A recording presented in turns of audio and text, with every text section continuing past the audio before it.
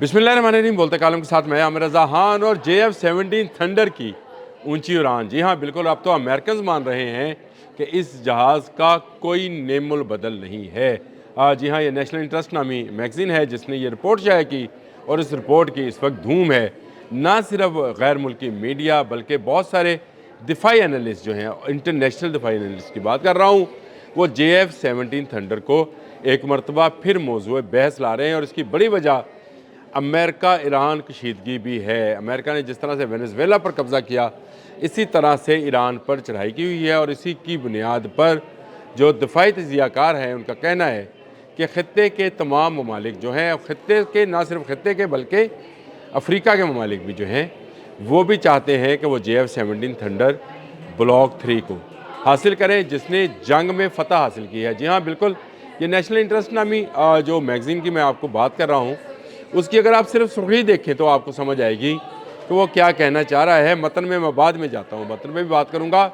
और बाकी international media या इंटरनेशनल एनालिस्ट जो हैं, वो क्या बात कर रहे हैं JF-17 थंडर के बारे में, वो भी आपसे बात करूँगा। ये कहता है Pakistan JF-17 thunder the 30 million fighter jet री राइटिंग द आर्म मार्केट, यानी असले की फ़रोख्त की जो मार्केट है उसको, उसकी किस्मत या उसको दोबारा से रीराइट कर रहा है ये एक जहाज़। और इसके नीचे उसने इस जहाज़ की वो चीज़ें बताई हैं जिसके बारे में हम तो पहले ही बात करते हैं कि JF-17 थंडर जो है ये वो जहाज़ है जिसने राफेल जैसे जहाज़ और S-400 जैसे इंटरसेप्टर सिस्टम्स को तबाह कर रखा है। पाकिस्तान की शान, पाकिस्तान की आन, JF-17 thunder block 3।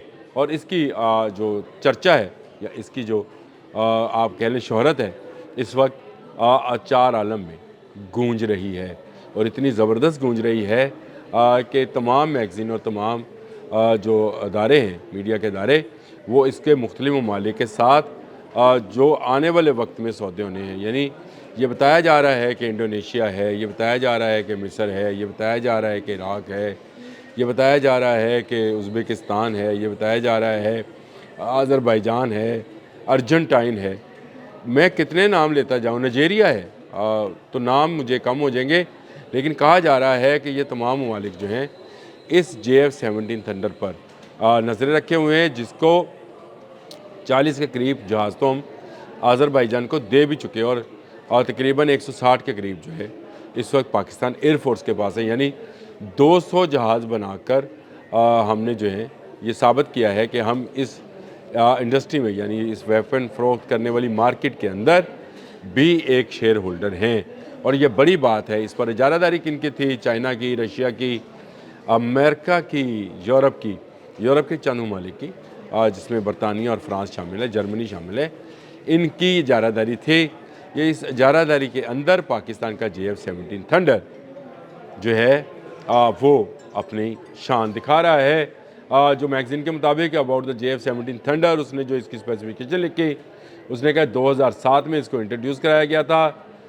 Number of build जो थे 110 एंड प्लस है, लेकिन मैंने आपको बता दिया शायद इनके पास वो डाटा जो है नहीं है, 200 है इस वक्त। और मैं दूसरे मैगज़ीन से आपको बता भी दूंगा। लेंथ उन्होंने कहा कि 49 फीट इसकी लेंथ है और इसका विंग स्पैन जो है 31 फीट है। इसका इंजन जो है ये ब्लॉक 1 एंड ब्लॉक 2 का अलग से है, लेकिन RD-93MA ये इसका इंजन है जो कि ब्लॉक 3 के अंदर मौजूद है। और ये 4.5 जनरेशन का जहाज़ है। याद रखिए, राफेल के बराबर का जहाज़ है, J-10C के बराबर का जहाज़ है। ये भी जहन में रखें। उन्होंने कहा कि इसकी जो स्पीड है वो मार्क 1.8, इन्होंने लिखा है 1.8, मार्क 1.8 इसकी स्पीड है। और कॉम्बैट रेडियस इसका 560 किलोमीटर है, माइल 560 मील 900 किलोमीटर है जो इसका स्पैन है, या रेडियस इसका बोल लें कि यहाँ तक ये सफ़र कर सकता है। और सर्विस कॉलिंग 55,500 फीट की बुलंदी तक जा सकता है जी। और लोड आउट उसने बताया कि इसमें क्या कौन कौन से मिसाइल हैं, जिसमें PL-15 भी मौजूद है और जिसमें LS-6 गाइड बॉम्ब मौजूद हैं, C-82 AK anti ship missiles and JBU series है। ये इसके अंदर उन्होंने इसकी स्पेसिफिकेशन दी है। और how to Pakistan thunder shocked India, अब ये उन्होंने वो सारी कहानी बयान की जो मैंने आपसे शुरू में कहा कि जंग मई में हमने उसने कहा कि इंडिया को हिला के रख दिया। ना सिर्फ इंडिया को बल्कि राफेल की जो मार्केट वैल्यू थी उसको भी हिलाया। इंडोनेशिया राफेल ख़रीदना चाह रहा था, उसने अपनी वो जो ख़रीदारी थी उसको रोका और उसके बाद उनका इंटरेस्ट जो है J-10C और JF-17 थंडर की तरफ गया।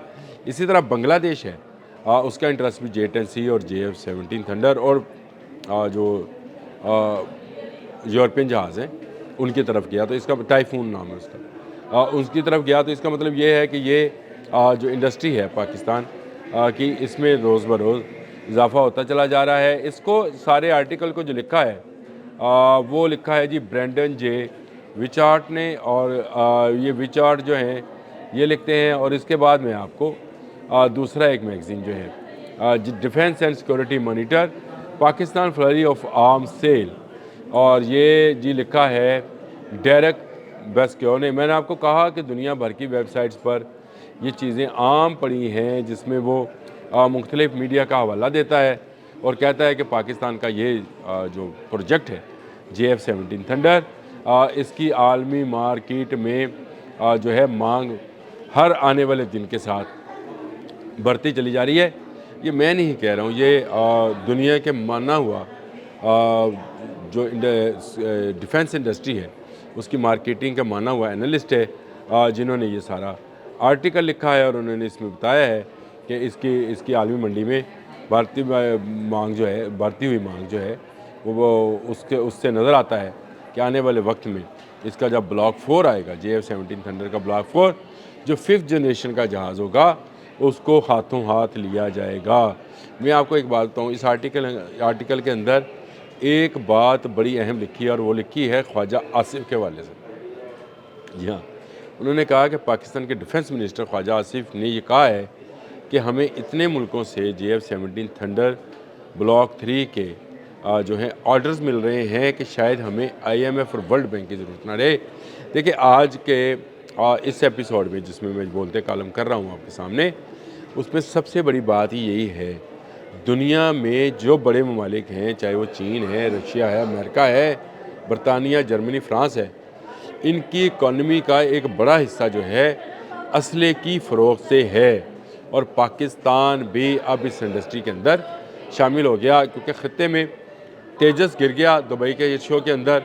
उसके बाद तेजस की मार्केट तबाह हो गई, राफेल हमने गिरा लिया, तो फ्रांस और यूरोप भी हमारी रेस से बाहर हो गया। अब रेस किस में है? अब रेस है चीन और अमेरिका में, रशिया में, और उसमें पाकिस्तान एक ऐसा जहाज़ लेकर आया जो कि आधी कीमत पर है। इस जनरेशन के जितने जहाज़ हैं दुनिया भर में वो इससे दुगनी कीमत से, दुगनी से भी ज़्यादा कीमत पर हैं और उनकी वार टेस्टिंग नहीं है।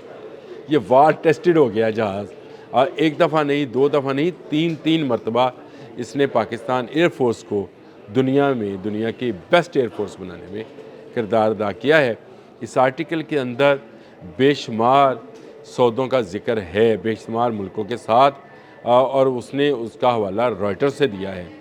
लेकिन मैं यहाँ पर इसलिए नहीं कह रहा हूँ कि जब तक ये जो पाइपलाइन में चीज़ें हैं ये सॉलिड होकर हमारे सामने ना आ जाए हम उन्हें बयान नहीं कर सकते। लेकिन ये बात हकीकत है कि इस वक्त अगर कोई जहाज़ टिकटों की तरह फ़रोख्त हो रहा है तो वो JF-17 थंडर ब्लॉक 3 है, और ये पाकिस्तान की आन, पाकिस्तान की शान है। और ये जहाज़ आहर आने वाले दिन के साथ फ़रोख्त का एक नया रिकॉर्ड बना रहा है। अब तक के लिए इतना ही। अल्लाह हाफ़िज़।